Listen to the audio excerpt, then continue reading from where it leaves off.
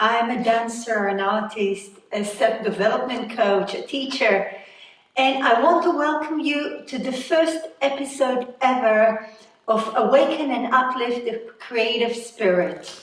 Well, I'm excited, I'm a little fearful, but those who come with the love in their heart need have no fear.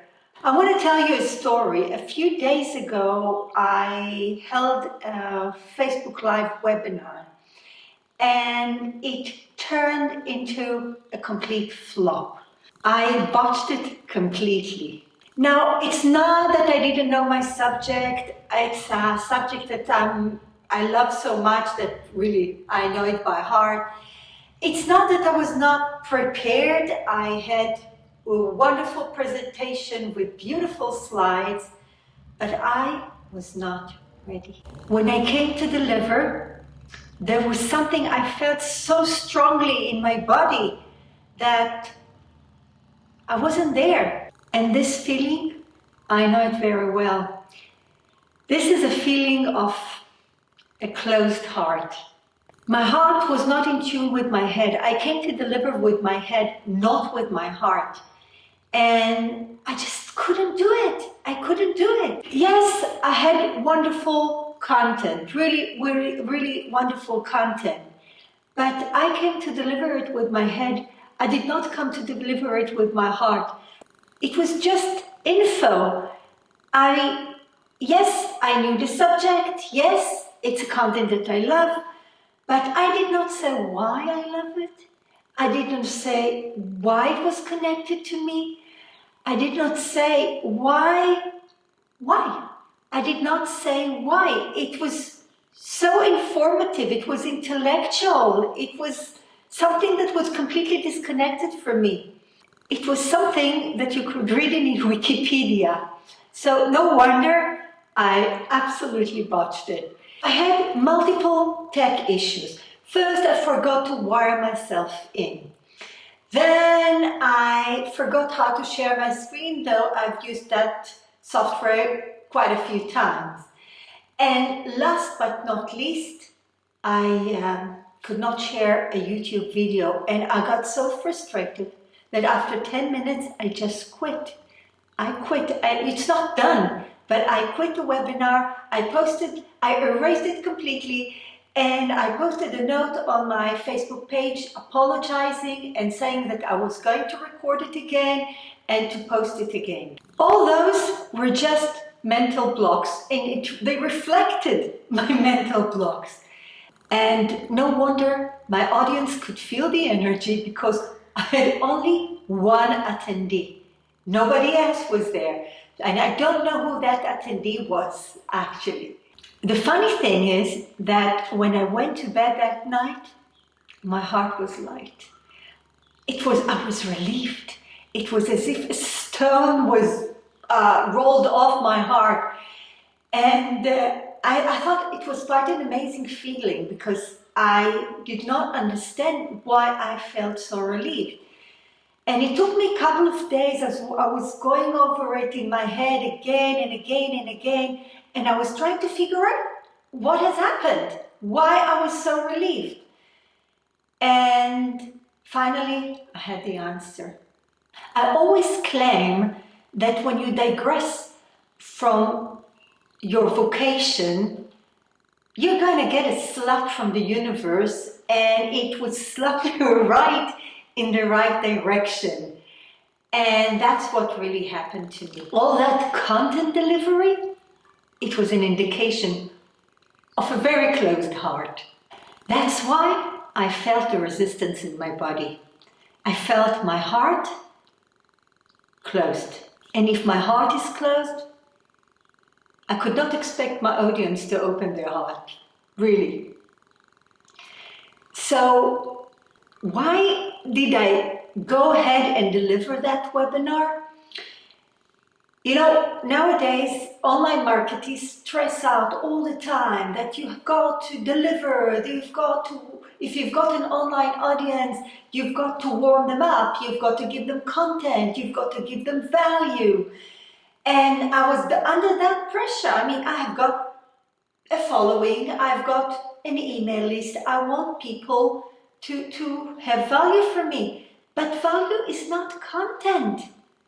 Value is not content. The only value that I can provide my audience with is love. And I was not providing them with love. So value, yes. Content is okay.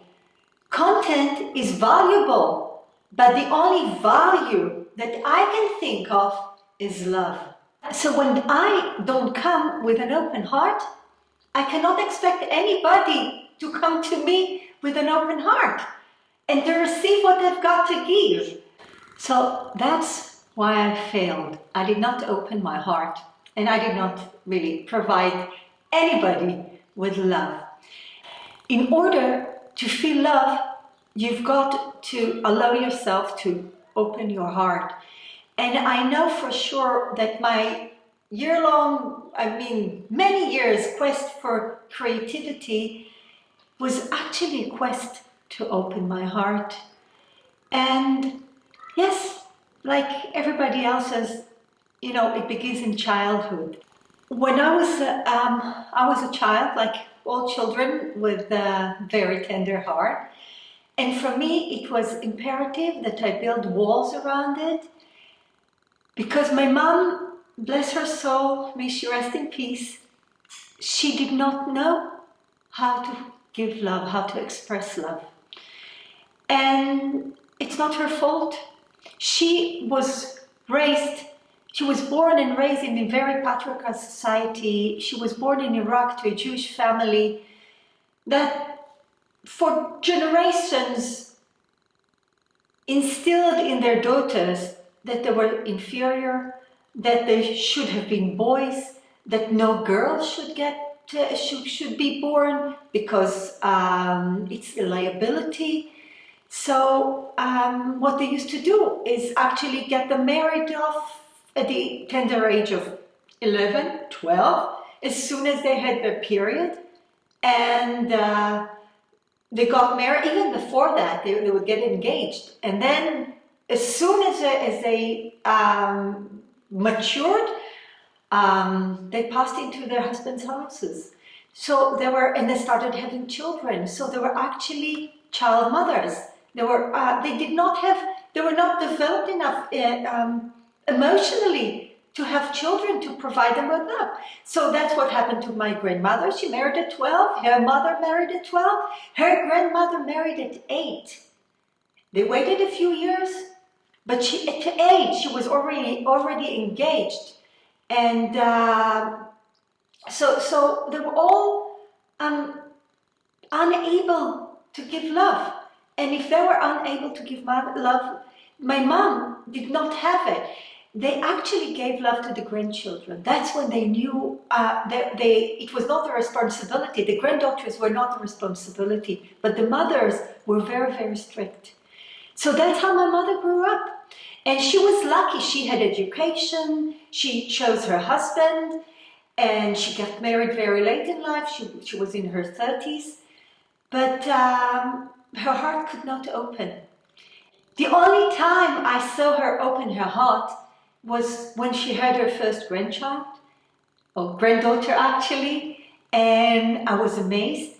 And then when she was very old and she became quite dependent on us, and that's the only time that she opened her heart to us, and she told me that she loved me. I had to wait 50 years for my mom to tell me that she loved me.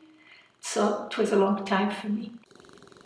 So when I grew up, the first time I allowed the walls around my heart to crumble was when I made a decision to get married with my boyfriend in my mid-20s.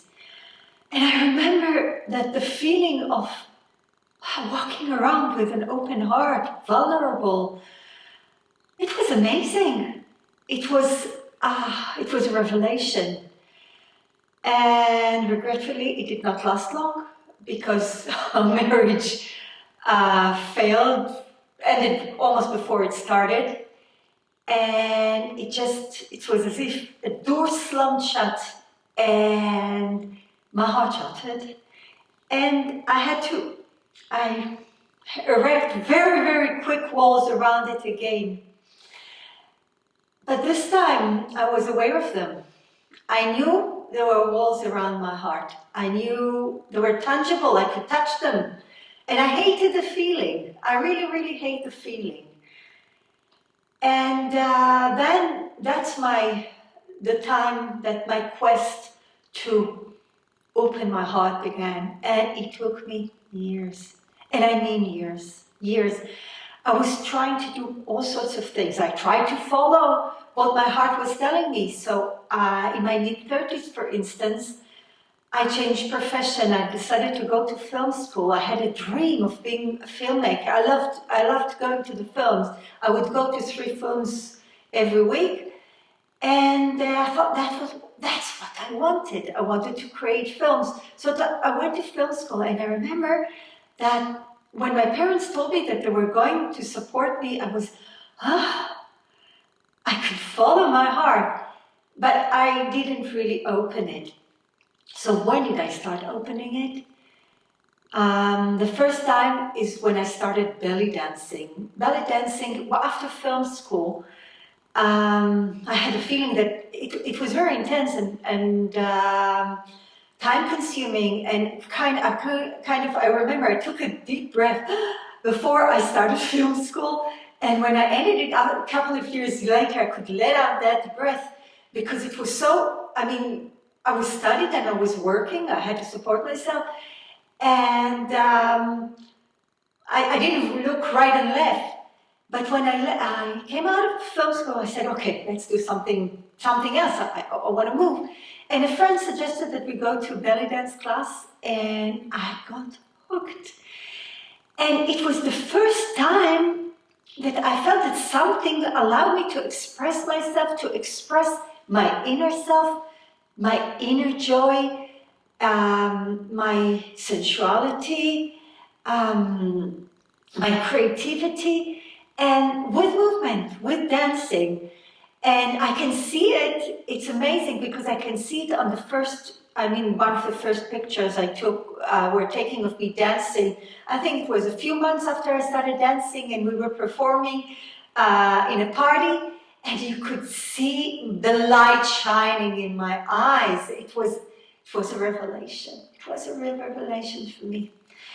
And then, but that was enough. And I think what happens with belly dance is that it takes all the elements, the air, the ground, the earth, the fire, water, and it integrates it. It's everything in your body, and it integrates it. And that's the first time I could really feel that veil that separated me from the world beginning to lift. And it was very noticeable because I heard friends came to tell me that, you look different. Friends that did see me for a while, that, you look different. Something has happened to you, and it was something good. And the second time was years later when I discovered mandala painting, because it was kind of a direct channel to my heart, to my soul. My soul started expressing itself. So my mandalas looked nothing. I mean, nothing like those polished, beautiful mandalas that you see on YouTube. They were childish, some of them were bold, some of them were scribbled, many empty spaces, but I felt connected. I felt a way of expressing myself. So I used to sit at home night after night, and each time I'll draw a different mandala, and then I went to study it. And that kind of combined everything. So really, it has taken me ages, and I mean ages, to open my heart to it. And it's like a muscle that you have to keep open. I don't want it to close again. I don't want the shutters to come back in. So every time I get hurt or offended, I have to work at letting it be open and leaving it open And it's good because that's my creative self. That's when I come out. That's when I'm able to create with real love. And that's what I want. That's what I want to offer the world, everybody. And that's my mission in life, to open the hearts of women first, because if women walk around with an open heart, they'll change the world. And I want to change the world. I want to open everybody's heart. And that's my mission. So I'm going to film again that webinar, and this time I'll know the why. And I think everybody will know the why. And I hope it will be accepted. So thank you for listening to me, to the first episode of Awaken and Uplift the Creative Spirit. And thank you for tuning in. And if you like it, I'd love it if you leave a comment and like and share it with others. And I'll see you in the next episode. Bye.